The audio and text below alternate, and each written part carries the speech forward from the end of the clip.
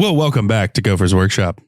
I am your host, Aaron, and joining me today is the lovely Chris. It's me. So we just got back from Adepticon. We sure did.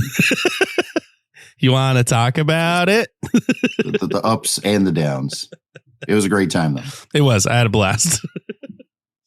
All right. So first off, this is the first year Adepticon has moved to a new location. They're up in Milwaukee now. Let's start with the location. It was awesome. Oh, I loved it. Absolutely a million times better. So little background information. They were in Schaumburg, aka Chicago, for many years. They were going to try to stay there, but they kept kind of arguing about parking was awful, which suburbs of Chicago is kind of true, just all the time. Facts. Especially when you start putting 10,000 people there, it's a problem. So they kept telling them, you need to build a parking structure. We need more parking. And they kept saying yeah, we'll do it. No worries. We'll get it done by next year. And then 5 years later, they keep saying, yeah, we'll get it done by next year. So they finally, Adepticon themselves, finally gave up on Schaumburg and said, fine, we're going somewhere else. I am so glad Schaumburg made terrible mistakes. Me too. Milwaukee was so much better. So when it comes to parking, let's just start there since we're already talking about it. There is so much parking within walking distance, whether it's attached to the many, many hotels within walking distance or just regular old parking structures.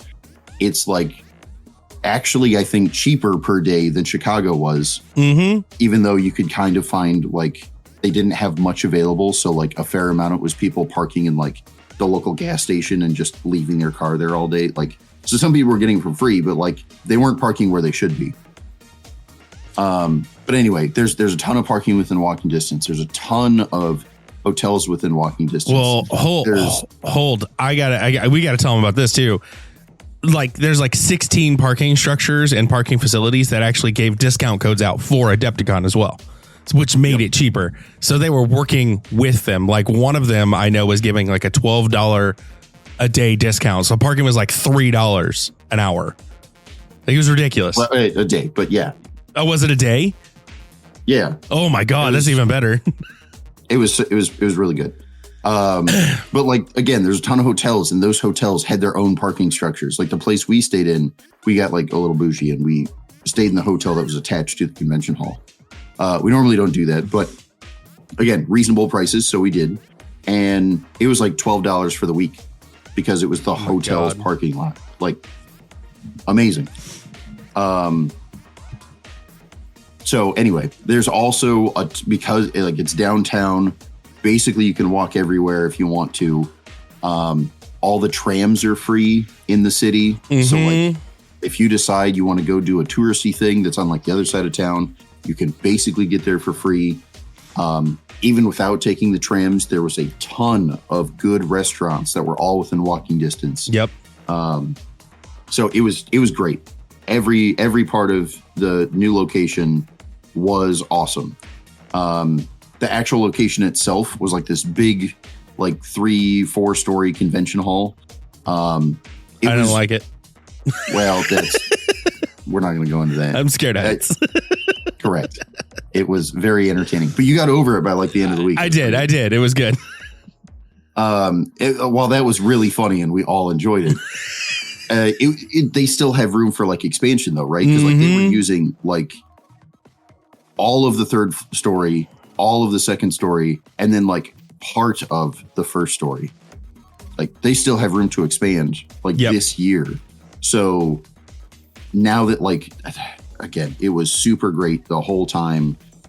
As far as the location is concerned, I don't know that I could find a complaint. It was awesome. Maybe next year when I stop comparing it to Schaumburg, I'll find something, but this year I got nothing. The location was awesome. I don't think you'll find anything to complain about with this place. Yeah, no, it was great all around. Just kind of the best. The crowds in Schaumburg were rubbing elbows the whole time. You couldn't barely walk anywhere. Right, but see, that's like a space issue, right? Because they had more people at this Adepticon than they have ever had at any of the Adepticons in Schaumburg. And you know what? I didn't feel claustrophobic at all in Adepticon in this one ever. You like wanted to get somewhere, you could get there fast, easy, done. One time it was kind of cramped was like the Wednesday before, where everyone was trying to get into the GW preview. Yep. Like we're all standing outside the room and we got a little cramped there. But the minute they opened it up, like there was still enough space because they had a bigger room this time. Like everybody got to sit down. Nobody was forced to stand. Like, no, it was, again, it was great all around, the best. Loved every minute of it. Yeah. And there's more good things to say about Adepticon. I gotta make the good sandwich here. So we'll go on to some of the bad parts. I'm going to say kind of per usual, but Adepticon is notorious for, depending on the events you are in, many of the air quotes headliner events are not run all that well. This is not to say that Adepticon is run poorly, because another good thing, the Adepticon employees that are in charge of like the vendors, right? Because we had a vendor booth there. Those two individuals are awesome. Like they're one of the best as far as the vendor is concerned. They're one of the best organizers of any convention we've ever gone to. Oh yeah. Right? They're like top 2, maybe top 3, but they're amazing. We love them. We should get them gift baskets. Blah, blah, blah. Yeah, no, I mean, again, they're great. They are. I felt, I won't say obligated, but in walking, like at the end of the con, when we were like going to get the truck to start packing out the booth, I stopped and was like, I saw one of the organizers. She was taking money for like next year's booths or whatever. And I just stopped and I was like, hey, you're the greatest. We appreciate it. And then like walked off to go get the truck. And, you know, that's like, vendors don't do that, right? Like vendors don't, like at any other con, they weren't like seeking out who's organizing this and just, hey, thanks. It's like, no, I'm seeking you out because like, I want to complain about this thing, or I'm seeking you out because I'm like looking for a favor, or like, how do we, you know, get extra tables or what? Like, no, I just stopped and was like, nope, you're the greatest. That's all. See you. If we could get every event organizer to be like them, it would be wonderful. Yeah. But again, the downside here is like, it's because those two individuals are only dealing with the vendors. Mm-hmm. If you go to some of their main events, whether it's like the 40K championships or the 40K team event, or even some of the other events that are run by GW official, or not GW, Adepticon TOs, it gets a little rough pretty fast. Yep. So let's start with, for many years at the previous location in Schaumburg, they did not run their events super well. And they, for several years, blamed it on, oh, we're understaffed. We don't have enough judges. We don't blah, blah, blah. And then one year they even like had extra GW employees help them run their events. It's still run kind of poorly. And this year is like no exception. New location. And immediately, like the judges are all, like all of them, they had several. They're all sitting up at the front of the room at their little table. They're like not walking around checking on people. We had several guys from our team that like went up and like had a complaint about like, hey, this person was doing this thing that should probably be addressed. And even when we were like being very friendly about it, right? Like, I think you even went up and said, hey, I lost this game. I don't care about the loss. Yeah, I'm fine with it. I'm not looking for you to change anything. I just want to let you know the guy I played against had this issue.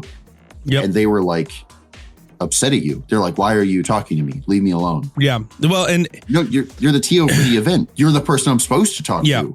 I had several interactions that there were some that were okay, right? Like when I'd ask, like, because you couldn't hear over the loudspeaker was my number one complaint.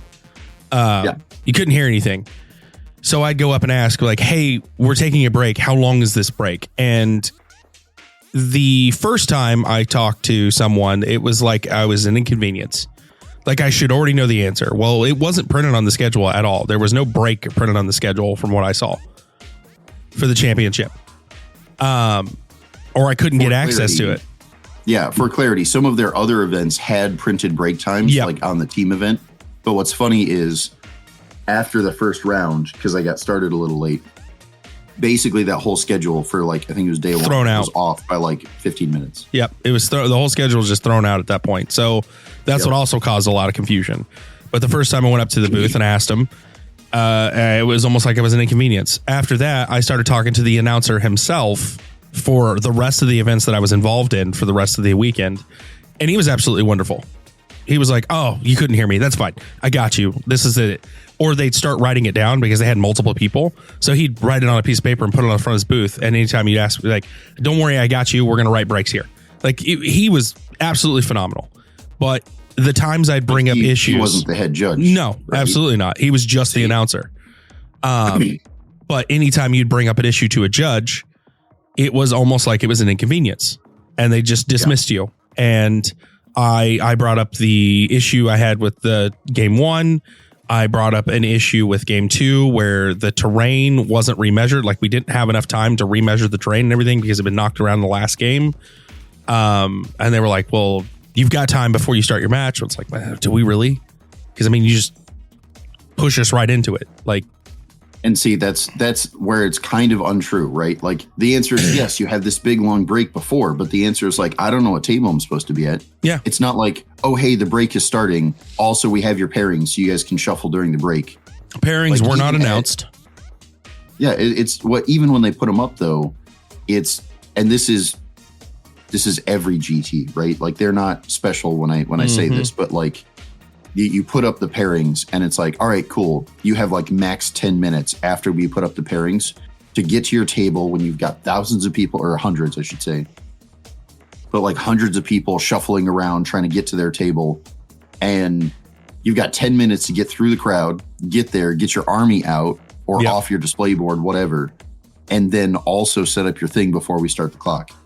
At least because we've been to other GTs, like Nova had scheduled time for that. Yeah. They're like, nope, we're doing 3 hours, but in the 3 hour time block, they made it clear that you have like 15 minutes to like discuss your lists, check terrain, like make sure you got your mission ready to go. Like that was a part of the schedule. The fact that they are,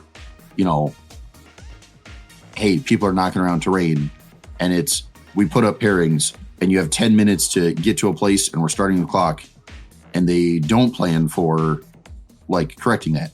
I get why, because like as a tournament organizer, the argument is like, no, but we set up the train and the train's supposed to be the same all weekend. So that means that the train, once it's set up game one, shouldn't need to be touched again. Okay, well, that works in theory, but the reality is you got people putting out display boards so they can get judged. They're pushing terrain out of the way. You've got people just generally like moving terrain around as they're picking up their models at the end of the game, making sure they didn't forget something. Like, that's not actually how it works, right? No. You have to double check it every game. Yep. And it did cause a lot of issues during some of the matches that we played on day two in the teams because terrain had been bumped around so much. It wasn't where it was supposed to be. So objective markers were hard to reach because of this, or models couldn't fit in certain areas they were supposed to be able to because of that. It caused issues and it felt like the judges didn't care about them. And on top of that, the judges never left the booth. Like you said, they never walked around. I never saw a judge the entirety of the 2 days that I played in 2 different events.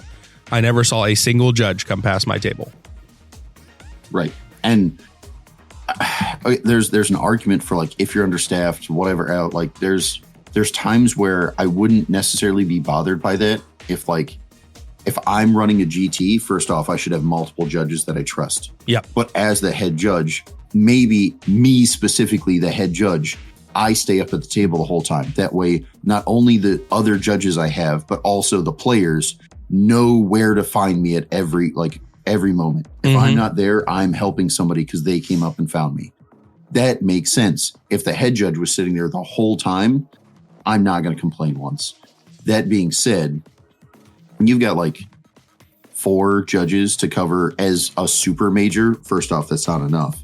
But also those 4 or 5 judges are like all sitting at the same table, all 4 rounds of day 1. That doesn't make any sense. No. Also, and this is, there's a couple of reasons why I don't necessarily like some of Adepticon's events. That's like part of them. The judges don't seem to care about running a good event, right? They're there and they're like, nope, my job is to be a judge. So if they have questions, I'm going to answer them. But also, like, they don't care about running a good event. They care about just getting through the event, which, in my opinion, like, if I was the head judge, I don't want those people. I want the people that like want to help me make a good event. Absolutely. That's my goal.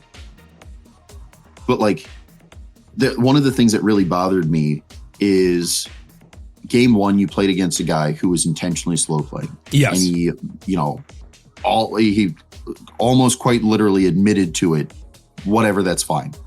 Again, you went up and said, I lost the game. I don't care. I'm okay with the loss. Yeah, absolutely. This guy was slow playing. Keep an eye on him because you're probably going to get more complaints. Like, you went up trying to be helpful to the judges. Yep. And bring up an issue. They were annoyed by you. Yes. Okay, cool, whatever.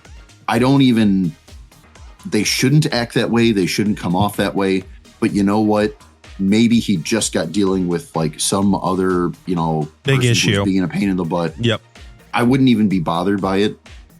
But then, like, kind of tracking what was going on the rest of that event, it was really funny to me for you to point out, like, oh, there's that slow player I got. And then to like look at the table and that they were playing at like get round 3 or whatever it was, or even round 4, and just see that like, it turns out he's still slow playing. His opponent is literally complaining to him about slow playing. And It's like, wow. So this guy's like admitted to slow playing.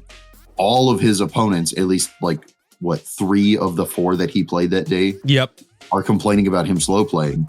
And there's like not a judge to be found. There's not like, I can't imagine if the 3 out of 4 games I saw him play, I just happened to walk by and their opponent was complaining about slow play. I can't imagine you're the only one that went to a judge.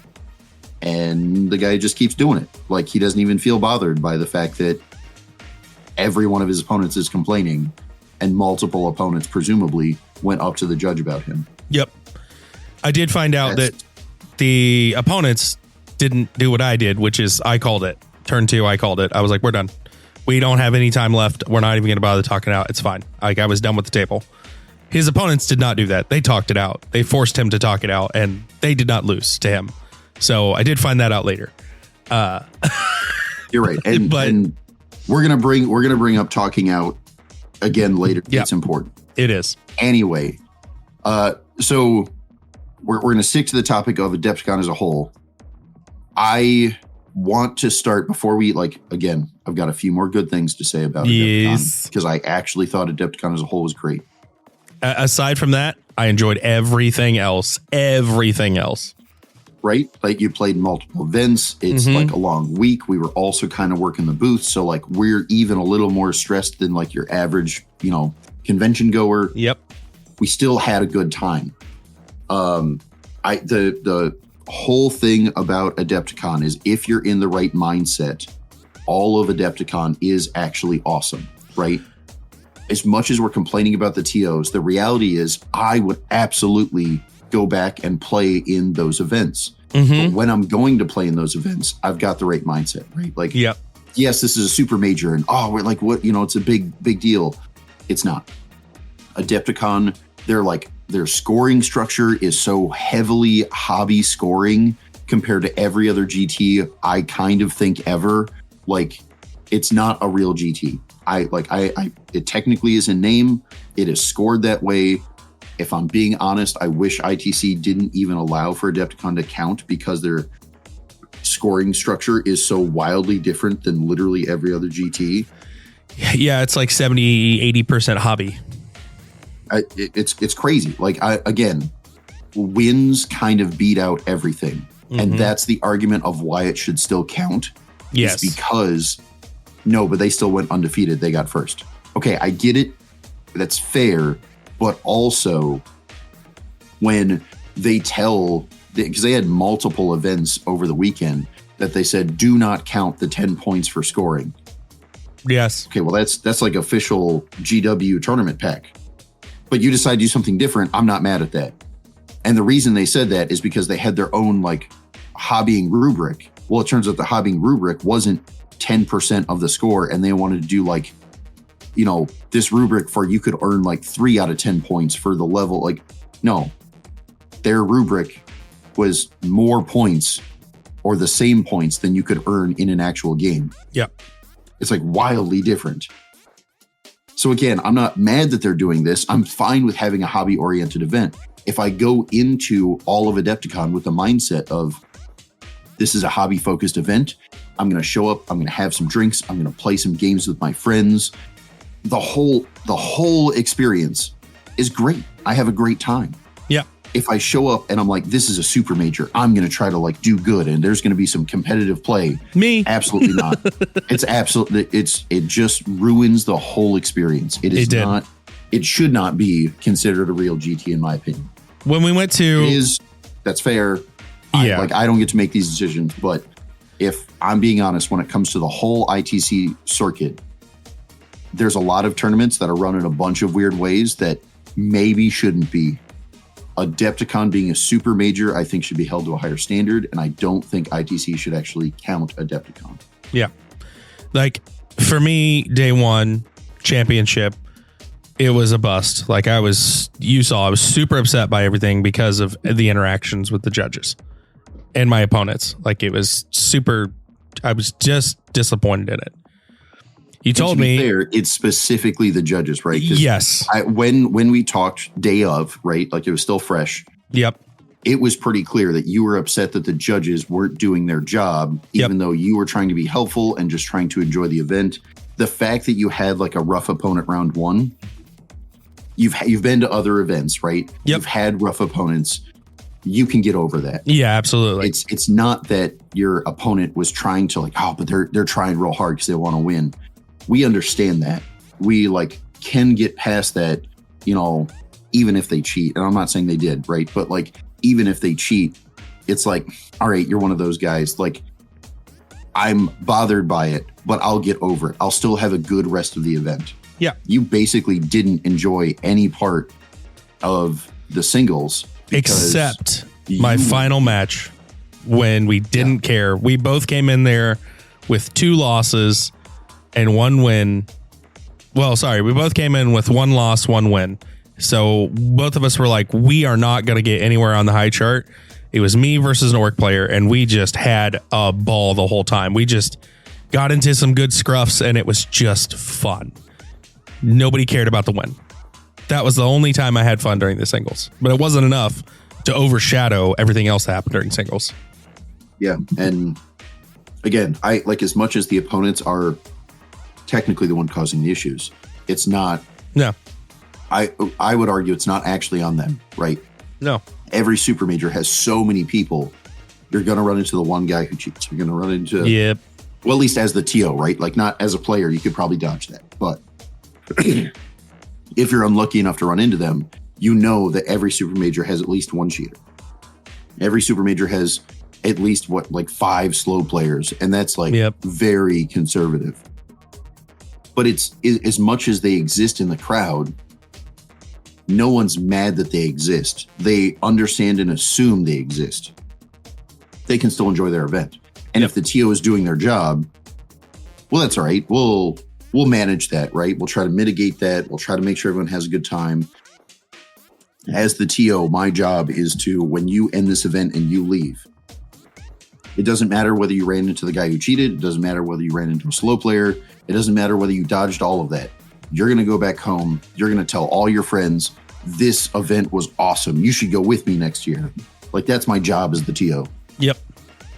And if we're talking about like when you did like the Long War doubles, which was a much more casual event, right? Way better. You'll probably go home and say like, no, that was really fun. You should do you should do it with me next year. Yep. Singles, definitely not that way, right? Like, even though you had a couple of fun games, it was so overshadowed by bad TOs that you probably don't do that next year. Yep. And I will say this much, the doubles TOs, though they sat in the booth the whole time, a lot of them, because for surprisingly, it wasn't the same TOs. No. So the Long Wars double literally is run by the Long Wars guys. Okay, so that makes sense. They're not Adepticon TOs. They are TOs at Adepticon, but they are not TOs, quotes, employed by Adepticon themselves. Which makes a lot more sense then, because the doubles, like, they were super chill. Like, they didn't walk around either, right? But they wouldn't make it a point to say you're the problem or treat you like you were the problem when you brought an issue. Right. And a lot of people didn't have issues. Yeah. And a lot of that had to do, I think, to start with, because they tried to make it very clear from the beginning that this is a more casual event. Mm-hmm. Like, yes, we're going to do rankings. Yes, somebody technically wins the whole event, but also they understood what Adepticon is. They're like, no, this is a hobby-oriented event. We're all hanging out, having a good time. They're not claiming to be a super major that's like Nova equivalent. Having gone to Nova, I can tell you right now, there is absolutely nothing about Adepticon that should be the same or considered the same. When it comes to the singles tournament as Nova. Nova is more professional as far as TOs are concerned. It is more competitive as far as players are concerned. It is more fair as far as the scoring is concerned. Like, I'm not trying to like say Nova's the best. I'm sure I haven't been to LVO yet, at least not in many years. I haven't been to a bunch of other ones, right? Like Bay Area Open, things like that. I haven't been to after COVID, so it could be totally different. Nova maybe isn't the best, but I will tell you that compared to Adepticon, Adepticon's the only place that, again, I wish ITC just said, hey, you're a super major and we'll put out your information. You don't get to count for ITC points because your scoring structure is all fucked up, because we've heard too many complaints, and you're a super major, you're held to a higher standard. Your TOs aren't up to snuff. Like, anyway, all right. We're done with the bad stuff about Adepticon. But again, I'm not saying don't go to Adepticon. I'm telling you right now, I'm going to keep going back to Adepticon every year. I'm going to try to play in some of the events. But when I do, I'm going into it with like a beer in hand. And the whole point is I'm hanging out with my friends, playing a bunch of games, seeing some sweet paint jobs. Like, that's my mindset. And the minute I have that mindset, the whole event becomes way more reasonable. He's not lying. I did it day 2, and it was a way better experience with that mindset. Done. We even discussed how we're going to go into the other event next year where we can drink our drinks and put them on the table as terrain, because it just seemed like those guys were having a ball. And they were. They were absolutely having a great time, right? We closed up one day, the booth, and we walked past them doing the big like Titan battles where there's like 6 Titans out, and like those guys are all having a blast, right?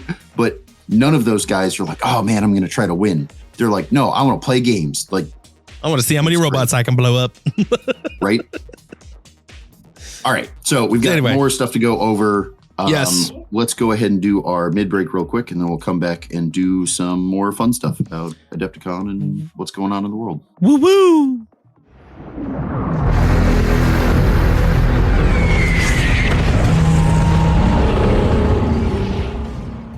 Well, here we are in the mid-break. And guess what, Chris? What? We have our first patron. Hooray! So, a shout out to our White Shield Guardsman patron, Mitchell B, for the first patron. You did it. You did it first. Proud of you, Mitchell. So, if you want to become a patron and get some sweet swag and things, I wouldn't say swag, it's more of a, you get to talk to Chris and he gets to make your lists better, and you get to vote on next episodes. And when we start doing our live shows where we do battles, you get to vote on who's battles, and it's all kinds of cool stuff. If you want to be a patron, head on over to patreon.com/ Gopher's Workshop, or you can just check the links in the show notes below because I fixed that. Whoops. But yes, so go check it out, become a patron, get all kinds of cool stuff. And on that note, we finally have some things to talk about this episode. Chris, we got some really cool stuff in the Warhammer preview at Adepticon. Yes, we did. No. You want to? So Adepticon announced a bunch of stuff. Something for basically all of their main game systems, the major 4. Mm-hmm. Or 5, I guess it was this year. 5. Yep. So there's like some sweet Warcry stuff. There's some sweet Age of Sigmar. We got a brand new but not new faction for Old Worlds. It's been in the lore for a long time. If you've played the Total War simulator, or not simulator, but Total War game. It's been in there the whole time, so it's always been around, but we've never had models for it. Well, now we got the new faction.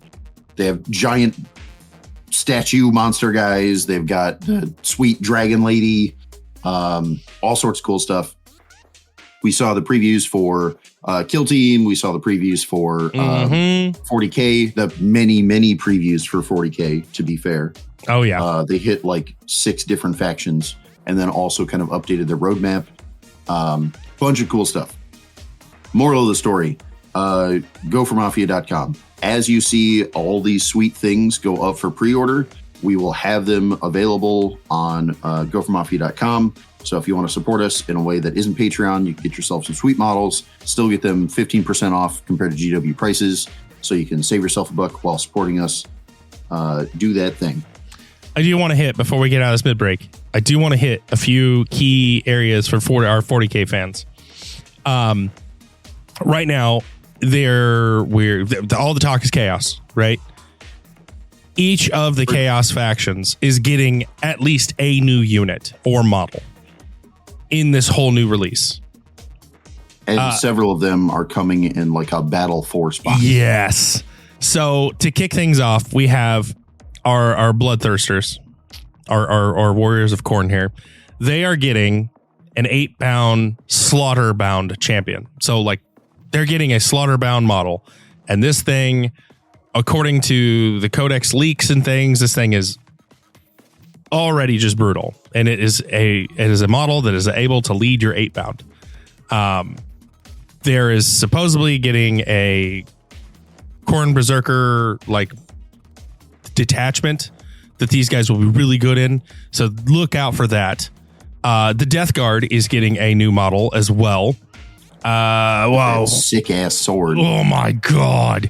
And according to what we've been told, this is one of the strongest weapons in 40K right now. This sword is going to be brutal. Okay, brutal. That's what we've heard. We don't know what that means. We don't know. Yeah, we don't know what it means. But it's the Lord of Poxes is the model that we're going to be getting for the Death Guard. And then we got some really sweet freaking models for the Thousand Sons. They're I'm going to try to pronounce this, and you're going to correct me, Chris. I don't know that I can. I don't think it should. The Sekatar robots, they are brutal and incredible looking. I love these things. Hey, so they look super cool. They're very on theme for Thousand Sons. Yes. No complaints. Also, they're so like thin and tall. I think Sky made a comment about calling them like skinwalkers or whatever. Yes. But I was thinking about it after the fact. I think from now on, we're going to call these the Dustwalkers. The Dustwalkers. Sons. Yep. It's like skinwalkers, but they're all dust.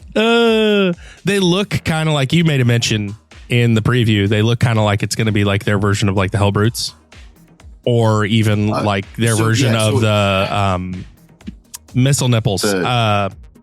Centurions. Yes, Centurions. So I immediately compared them to Centurions, right? Instead of being wide, they're tall, but it's a dude inside a dude, right? Yeah. Arguably, that's what every Dreadnought is. So yes, it's probably their version of Hellbrute, but again, it's like skinny and tall. I'm not mad at that. Again, they actually look cool as much as we're joking about them. Oh yeah. But we'll have to wait and see. We don't really know yet. We just saw the model. That's all we really saw. Yep. And the last little pit that I'll put here for our chaos is the collectors, like the pre-orders for the actual big box sets, are going to be coming with a fourth of a coin. And all of these can be magnetized together to create this one giant coin. And the really cool part about this coin, the really cool part about this coin is if your faction doesn't like another faction, your coins won't magnetize together. So it goes in a very specific order. They put some thought into this decorative piece, and I love it. It's super cool. I love it. In addition to the Chaos factions, we also got some announcements for Grey Knights. Yep. Okay, cool. I mean, I like the new model, but also I was still kind of bothered by they did like such a small update, not a big update. Whatever, it's fine. We also got a big announcement for Space Wolves. A bunch of cool stuff there. But with all of these announcements, the big thing to track is basically they talked about the Battle Force boxes, and that's it. Yes. What really matters here is like if you, again, I heard plenty of World Eaters players saying like, oh, that's all we get, or Grey Knights players being like, that's not enough, whatever. Keep in mind, they only talked about Battle Forces. There's going to be more stuff coming out because every time they put out a Battle Force, it has like the early codex, right? The actual standalone release of the codex will have additional models they haven't talked about. They basically confirmed several other releases in person, but as much as they confirmed them, they didn't announce them because they're going to be a later release with the standalone codex. Yep. I will say this much. If you need reference points, you can go back the last 3 box sets that were released.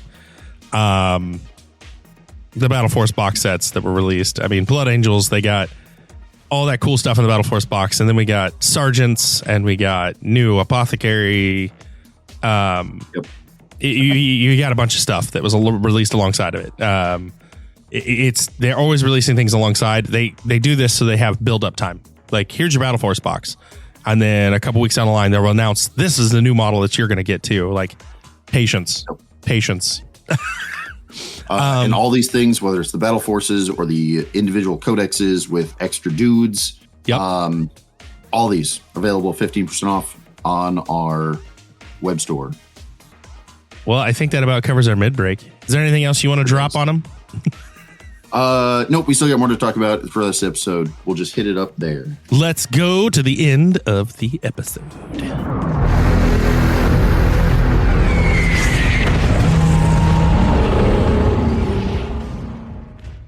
Well, here we are at the end of the episode, Chris. Well, we've got a lot more to talk about, so we're far from the end. So much more. So much more. So, what do you want to talk about first? Oh, my goodness. Okay, so let's talk about the wild world that we live in and how opinionated it is. Specifically in 40K. I know what we're talking about. Yep, we just got a bunch of new detachments in March. Yep. And one of the new detachments is a hot button topic, as it were, the old DACA detachment. Very much. So while we were at Adepticon, there was other GTs that were losing their mind. The internet is just aflames. And there's a couple of GTs. The one example I heard first, though I was told there were several, was Glasshammer. Apparently they are banning the DACA detachment unless it gets updated. So now, secret time. I'm going to start by prefacing everything I say with, this is me speaking. I am not speaking on behalf of GW or any tournament or anything like that. However, while I was at Adepticon, there's a official TO program. I got to talk to the head of that from GW Official, kind of got his opinion on some of this stuff. So I'm not speaking on his behalf. I'm not saying what he said, but also I think, and this is stuff that I thought even before I talked to him, I think there's a bit of an overreaction right now. Right now, DACA detachment may need adjusted. I'm not saying it does. I'm not saying it doesn't. It may need adjustment. But the detachment was out for 2 weeks Yep. before a tournament, a grand tournament, no less, claimed they were going to ban it because it was too good. I want to know how they got enough data. GW doesn't have enough data to exactly know what they're doing yet. They're going to do something, but they don't know exactly what they're doing yet, at least not when I talk to them. Yeah. Because they were trying to figure out like where they wanted to go. In 2 weeks' time, your average player gets what, 1 game a week? Yep. Like your average player averages 1 a week. So that means they got 2 games in. Let's say it's 4. They got 2 games in a week because that's new detachment. They were excited. In 4 games, how do you know it, like it's too much? Like it would have to be so absolutely broken. It's like the beginning of 10th edition. And even at the beginning of 10th edition with Eldar, it took them months to figure out like the right place to go. Yep.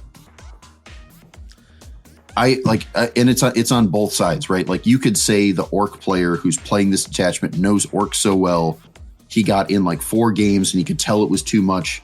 Okay, first off, let's say that's true. I don't know if that's true. I've played plenty of detachments, whether it's Necrons or Space Marines or whatever. Like, there's plenty of detachments. It takes me at least 4 games to fucking remember all my stratagems. Yeah. Correctly. So let's say an orc player so into it, they could totally figure it out in 4 games. Well, who did they play against? Well, their opponents probably had 4 different opponents, right? And now each of them was getting this is the first time I've seen it. Oh, that's a surprise. I didn't know you had that stratagem, or I forgot you had that enhancement. Like, again, there's no way 2 weeks is enough time to say that it's like, we know it's broken. It has to be changed. It's crazy to me. Mm-hmm. Does it need updated? Probably. Almost certainly. Does the change need to be made to the core detachment role or to the stratagems or whatever? We're going to call that an opinion. I have one. Everybody has their own opinion. That's fine. Yep. But also to ban it, first off, GW has been extremely responsive. They are updating things absolutely within a month of them coming out, like whether that's changing to core rules or whether that's points adjustments or like whatever else. You don't need to ban it. That is absolutely overreacting and trying to, like, I think that's them trying to get their name out there as everyone's upset. We're going to be the first one to ban it so that we can like be the tournament that everyone talks about.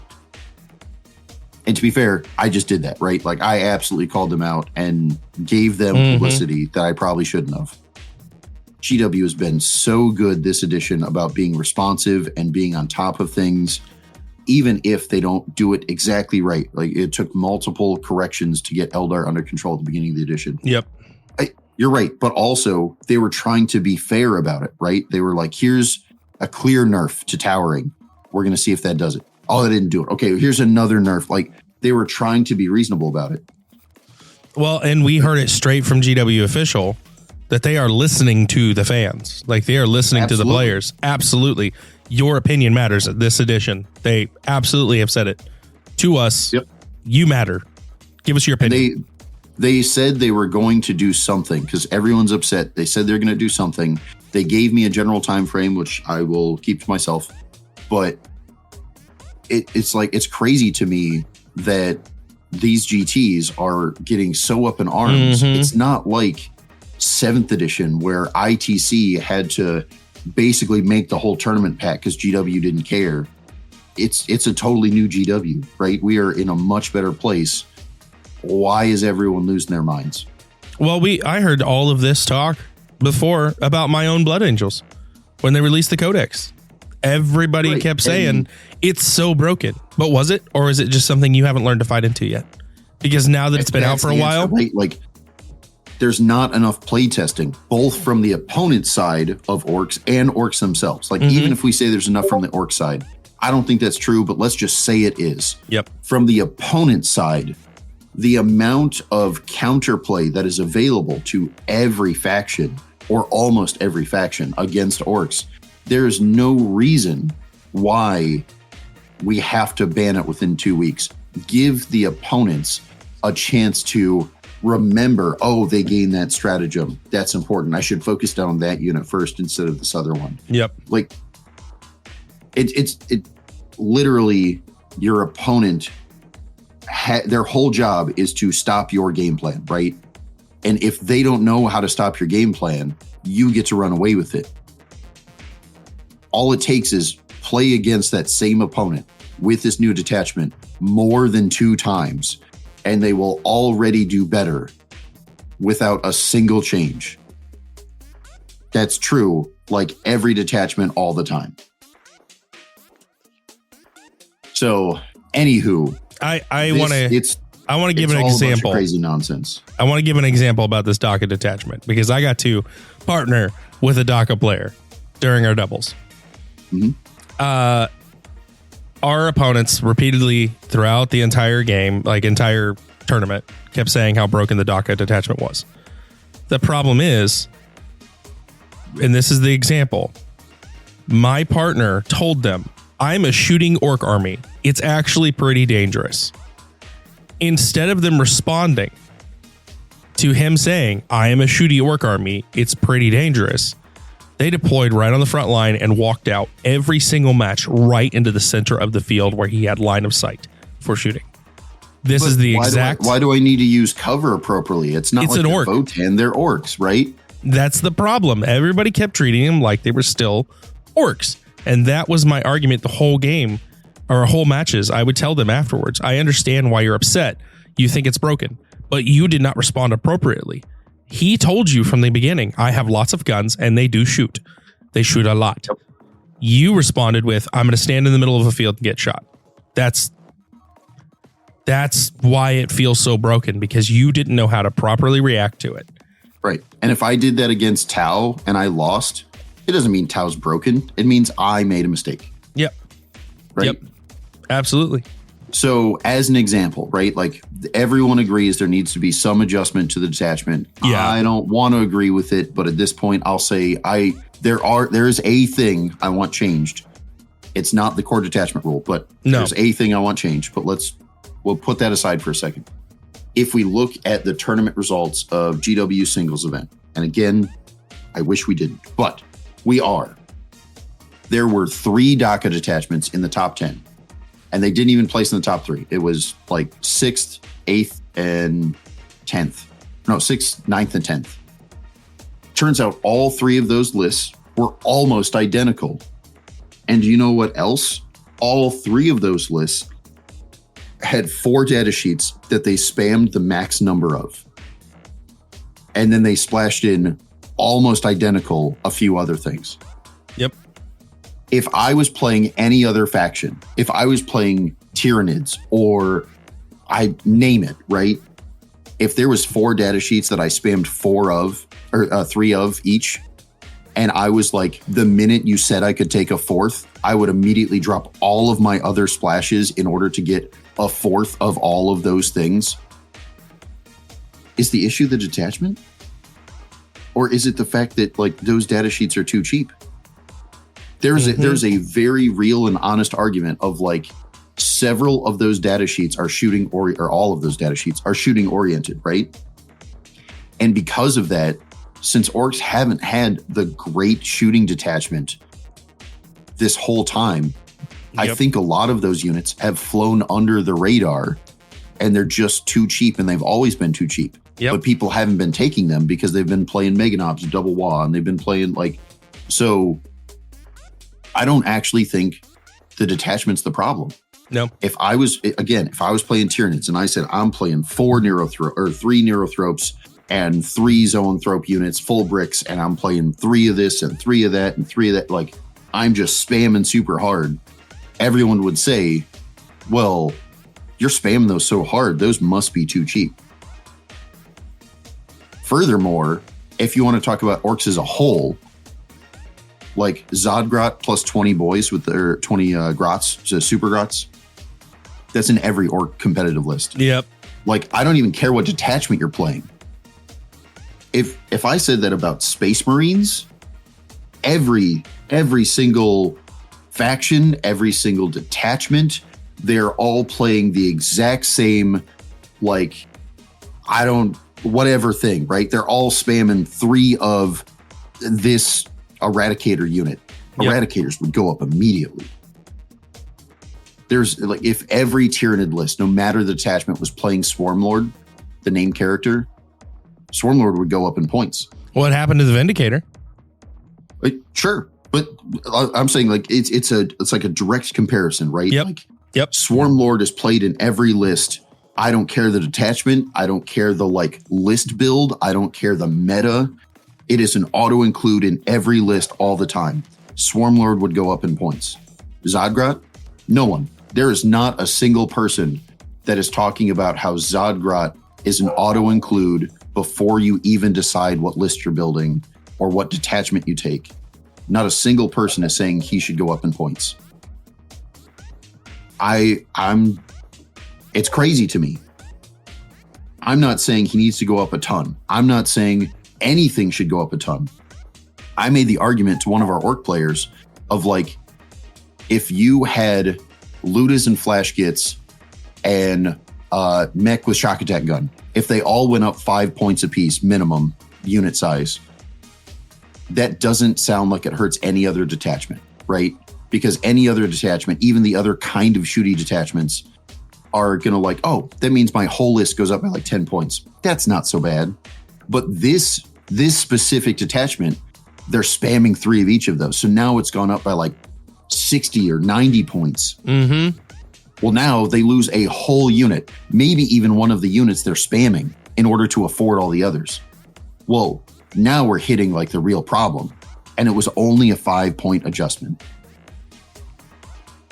Again, Zodgrot being in every list all the time, no matter what. I'm not saying he's got to go up to like 150 points, but he's 80 points. You know, if we just ticked him up like 10 points to 90, maybe he wouldn't be an absolute auto include all the time, no matter what you're doing. And that's where named characters should be. Like, if I have a plan for this named character, I'm going to take him.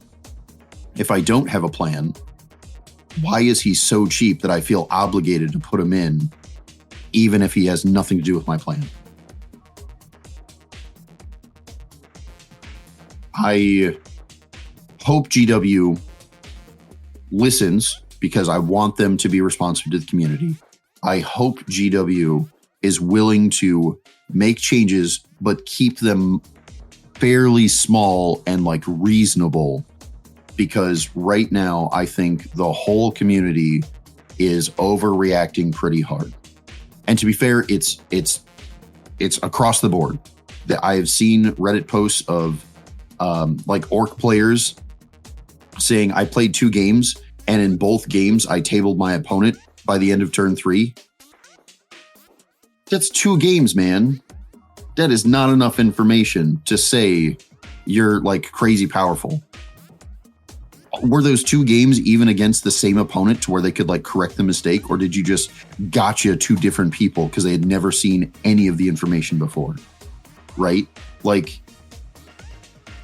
there's a ton of people complaining both on the orc player side and the opponents.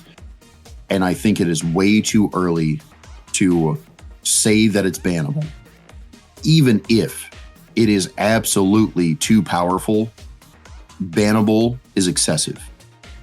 I think we do our normal, hey, this is a little too powerful. It's clearly doing well. It's going to do too well.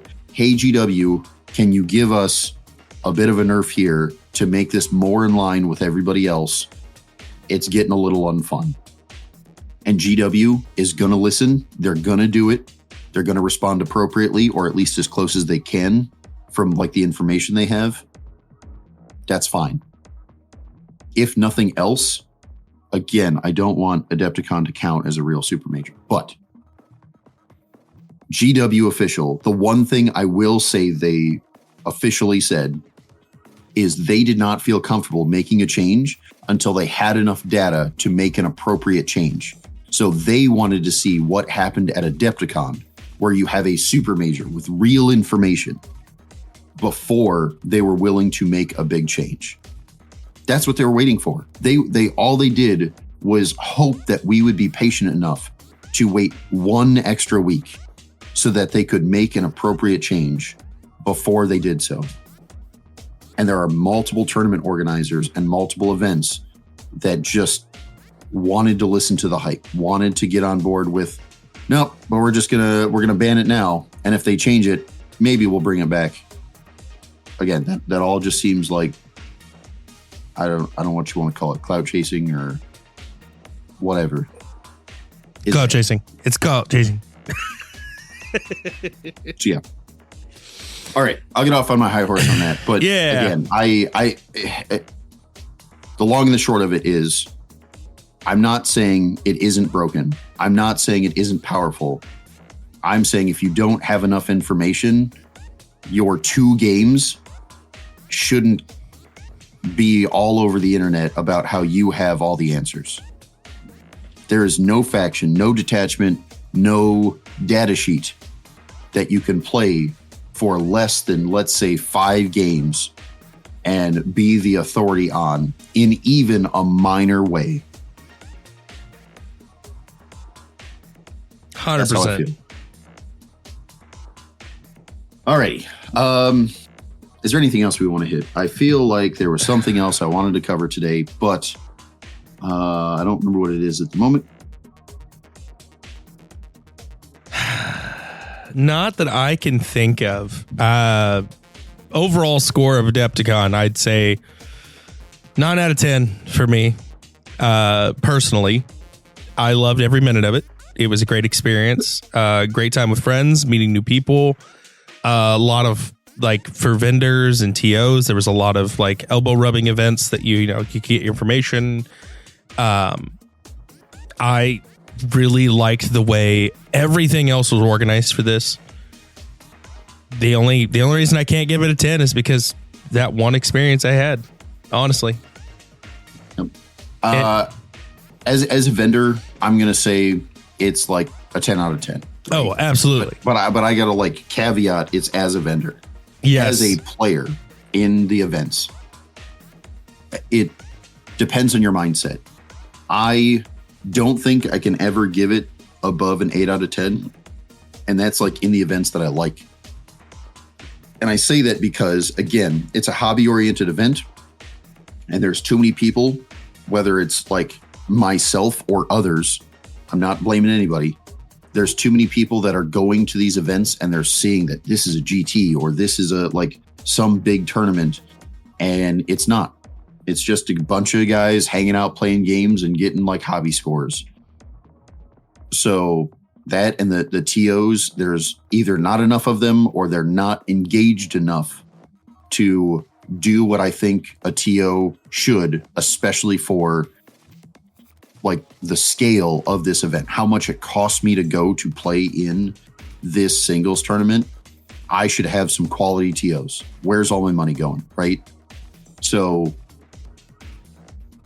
I don't know that I can better than 8 out of 10, even for the ones that I like. If we're talking about like the singles event, I don't know that I could give it more than like a 3 out of 10, because as much as I can have a beer and enjoy my games and have a good time, I spent a lot of money to basically, there was open play tables in the other hall. I could have just saved my money, saved a bunch of heartache, gone and played a bunch of open play stuff where I get to see cool armies and cool takes on whatever. And I wouldn't have had to deal with the TOs. I wouldn't have like convinced myself that this is a super major and I got to like be more competitive. I could have just had a good time. I agree. Right. That being said, I think if we got nothing else to talk about, that's the end of the episode. Yep. I feel like there's other things, but obviously we can bring those up as they come up. Yeah, we will hopefully see you all at other events that we go to. I know that we're going to several this year, including Midwest Conquest coming up here in a couple of months and Nova Open in DC later this year. Oh, yeah. And then we're going to do our own GT for the first time this year, too. So we'll have all sorts of cool times to hang out and play some games. Even when it comes to Adepticon, as much as we give it a bunch of guff, I encourage you to go. Again, Milwaukee was awesome. Yes. The vendor hall was great. They had a ton of people in there. The events, I absolutely enjoyed playing. They have so many like team events and doubles events that are, starting casual, and because of that are great. They had plenty of open play tables from what I saw. Oh God, yeah. Even if you don't play in any events, you can show up, get some fun games in, see the sweet vendor hall, walk around Milwaukee and have a bunch of awesome food and see the touristy things. Adepticon is worth going to. You just got to have the right mindset. All right, before we go, you talk to the big man in the sky, GW official. Is there anything that you can give us at all? Well, if it's a no, it's a no. Is there anything you can give us? I do have a bunch of information, and I don't know that there's too much I can say because I don't want to speak on their behalf, right? Like, it's absolutely. We don't have an agreement for either. I get to spoil cool, whatever stuff. But I will say I don't want to say surprised. That sounds a little rude, but I was appreciative that there was a bunch of TOs from all over the place that got to talk to GW official. We got to bring up like, hey, have you thought about this thing? What is your plan for this? And I got to be honest, there was almost no complaint. I think there was like one that somebody brought up, and it was like so minor that it was kind of whatever. But I really appreciated how many issues so many different TOs brought up, and the GW guy was already like, yep, we've talked about that. We know that's going on. We're just not sure how to implement it yet, or we're going to deal with that, but we got to deal with this bigger fish first, right? Like, they are listening. They are trying to make it better. And even like the TO program, like GW official TO program, those GW guys are saying like, hey, some of these issues we're like fighting with like corporate office because they have a slightly different like view on, the game as a whole than we do, right? Like, big GW back home loves crusade campaigns and they love narrative and this and that. And like, as the TO guys, there's already a difference, right? Like, big GW back home says there shouldn't be a time limit on any game ever because it's narrative and we want you to play all 5 turns and this and that. And well, that's great. But also, like, as a tournament organizer, there's no way, right? Like, we got slow players and we got fast players, and we got to get X number of rounds in to like even figure out who's going to win. There's no way to do that if you just say, yeah, you guys want to play for 6 hours a single game? Go ahead. Make sure you get all 5 turns in. Like, there's no way to do that. So, like, there is some internal arguing a little bit. I don't want to say arguing. There's some internal struggles. But it doesn't matter whether these, like, TO organizers are fighting on our behalf to make a good tournament game with GW, or whether they're fighting amongst themselves trying to figure out the best solution for the problems we're having. They are, again, actually in tune with what's going on. This official TO program is probably going to be, by the end of the edition, it's probably going to be the best thing they've done this edition. I'm kind of already convinced. There you have it. GW is headed in the right direction, and we love it. Yep. It's a big, complicated game. There's always going to be something to balance. There's always going to be, this little issue that, doesn't quite work in this niche scenario. I'm not saying it's going to be perfect, but we are like, I've played for many editions, right? And like 7th edition was the Wild West, and GW absolutely could not care less about the game because they knew they were going to wipe it all for 8th edition. Like, we have progressively gotten better. And even with whatever setbacks happened, whether that's like Index Eldar, whatever else, they are trying to do better. They are being responsive, and they are trying to make the best game they can. We're going in the right direction. Well, there you have it. That's how we're going to end this episode. Thank you all for listening. Tune in next week. Hey, everybody, it's Aaron. I want to thank you again for tuning in for this episode of Gopher's Workshop with us, hanging out and listening. Remember, leave a 5-star review. Let us know what you think. And if you feel like supporting us, you can always go to Patreon in the show notes below. Thanks. Till next time.